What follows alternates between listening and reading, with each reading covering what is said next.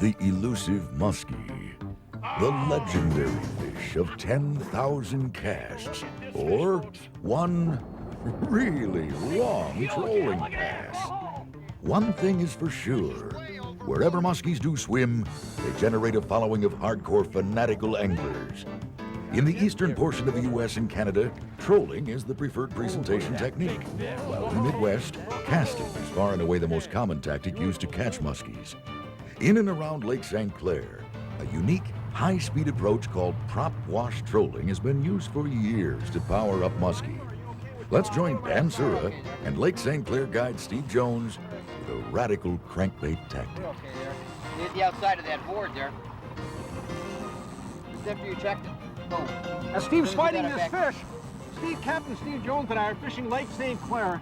We just finished up with the In-Fisherman Professional Walleye Trail to take advantage of some great muskie fishing. Listen, Lake St Clair has got tremendous smallmouth, good perch, great walleye, and tremendous muskie fishing. Oh, what a hog. What a hog. You see that? What a hog. This is a nice fish we got all year. A nice fish I got in a long time right here. Beautiful spots That fish's got on to be that at least fish. be 50 inches. Maybe even longer. It looks like she's got a nice thick back. And she's snout hook too. Well, there she goes. And we're gonna release it anyhow, just a quick release. Oh, that'll get your heart pumping. Whew. We just set lines, made a run, bang, one went off, had the muskie right to the boat, and I choked. Today I'm fishing in a body of water that's gonna blow your mind. What's a good day on your favorite muskie lake? A couple of fish? Maybe a couple of follows? Well, I'm fishing with Captain Steve Jones, one of the premier muskie guys in Lake St Clair. And Steve, what's a good day on Lake St Clair? 15 to 25 muskies. So what size? Well, you know, you've got fish up to and over 30 pounds. There's fish out here in the 40-pound class. But realistically, the average muskie is going to be 36, 37 inches. A lot of 20-pound fish and the occasional 30-pound fish. Take a look at how we're set up. We need a little bit of specialized equipment. This is a cannon mast. Got a couple of reels, and it holds and tethers your boards, which run on port and starboard, either side of the boat. And then you run a simple slider system, tether your lure. We happen to be running them 45 to 50 foot back. Plus, we've got a couple of boat rods. Now, depending on how the fish are biting, you can run 2 boat rods, 2 outlines, 4 outlines, and no boat rods. It just depends. You got to feel your way through the day. One unique advantage of the trolling method that we use, you're combining our speed with our planer boards. We're not only covering a vast amount out on our spread with our planer boards, we've got our boards each out about 80 feet to each side. We're covering maybe 160 feet plus the width of the boat, maybe 175 feet at times.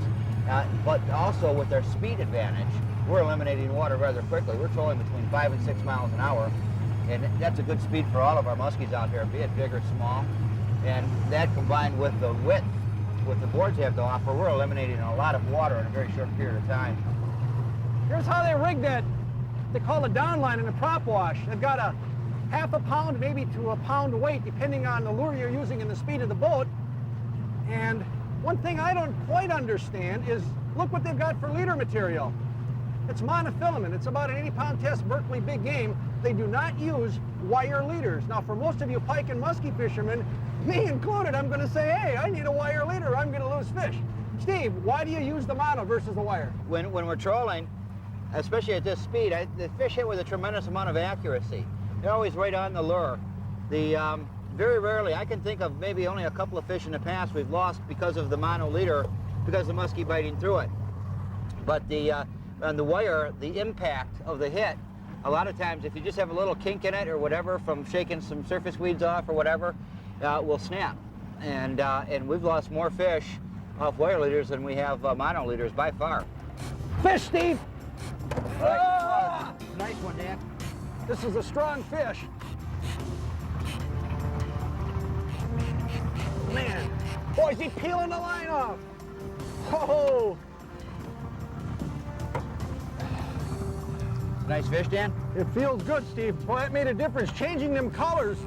You know, with the trolling pass, we're running 6 miles an hour here, and the hooks have been sharpened, so when the fish bites down on the lure, he gets a pretty good jolt. You don't really have to set the hook 4 or 5 times. You just keep good steady pressure on the fish, A little bit longer, softer action rods that we use for trolling act as shock absorbers too, and keep the hooks from tearing out. Come on. Do a little head slashing, Steve. You get a glove on this one, you can probably grab him. He's got it crossways in his mouth. They like to roll. This is real critical. They like to roll in the line here. I got to keep it steady. Keep an eye on the hook, Steve. Yeah.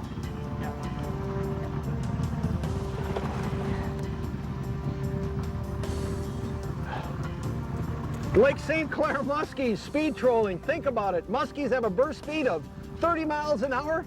You think you're trolling fast at 4 to 6? I don't think so. We're going to show you how to set this up. That happens to be about 3 ounces of lead. Run it back about 20 feet. You want that bait high in the water column. The weight again is just to keep the bait in the water. And then you tether it up using a cannon release. Now this is the cannon release. It's a simple shower hook. You snap it on your line like so. This happens to be a saltwater release. You open it up, you take your line, you feed it into the pads, which holds the line in place now, and it pulls it out in that manner, and when the fish bites, it simply pulls the lure free from the release, and you fight the fish with the rod and reel. You could run it close to the boat, we could run it halfway, or we could run it all the way out to the board. The rod holder is important. You want it adjustable. This happens to be a Roberts. It's adjustable so that the rod angle can be adjusted for boat position as well as the proper angle of the rod. You'll notice that this one is relatively high. It's a board rod, and the one in the stern of the boat that we're running for a down rod is angled down towards the water. I like this feature too. It kind of locks the rod in and keeps it from falling out. You know, one of the things they do on Lake St. Clair that's really interesting, look at the prop wash. Watch how far back I am behind the boat. You're not going to believe this. Look at that. One rod length with a ½ pound of weight, and then our crankbait, literally right in the prop wash. Now Steve catches a lot of muskies out here, relatively clear water, trolling 4 to 5 miles an hour right behind the boat, and I can't wait to get one on a short string.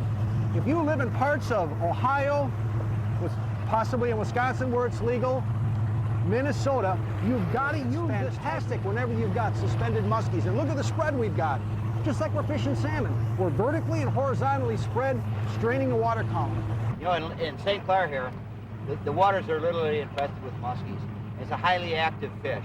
There's enough fish out here that on any particular day, sooner or later, as the day goes on, those fish are always going to turn on, even in the toughest conditions. One of my philosophies, especially for the guy coming out to venture here, and a lot of times you'll find it in other big bodies of water that offer muskies too, is I'm always going to have a tendency to run the baits high. The active fish have a tendency to cruise high as they're migrating. They'll suspend, and they'll find us. All we have to do with the prop wash technique and the amount of water that we're covering, all we have to do is be in their general area, and they're going to find us. Wow, look at this.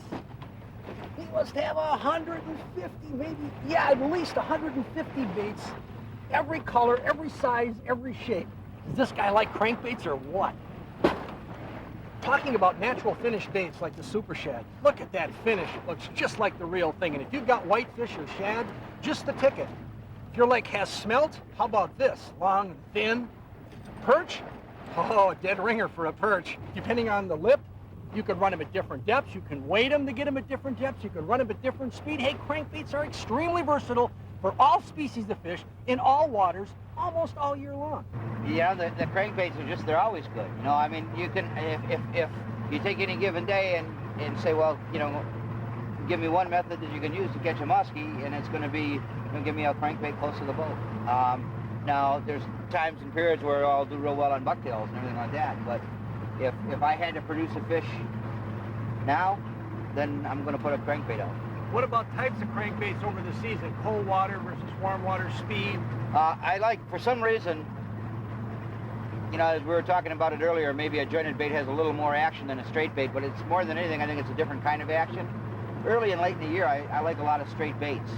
And then as the season, our warmest water periods, it seems we do well on jointeds. That doesn't mean I won't run straight down or won't run jointed in the cold. But it seems like my ratio of straight baits is higher earlier or later in the year in the colder water periods. I particularly like straight baits for nice fish in the colder water periods, especially. Over a day and a half of high-speed crankbait trolling, Steve and I boated 7 muskies and lost 4 others. The fish ranged in size from 8 pounds all the way up to a 30-pound giant. Conservatively, we trolled about 110 miles of water, and of the 11 fish hooked, 7 were on the board lines and 4 came on the boat rods. The lesson here is simple. Speed is an incredibly powerful trigger for top-of-the-line predators like muskie. Listen, smoking cranks will produce.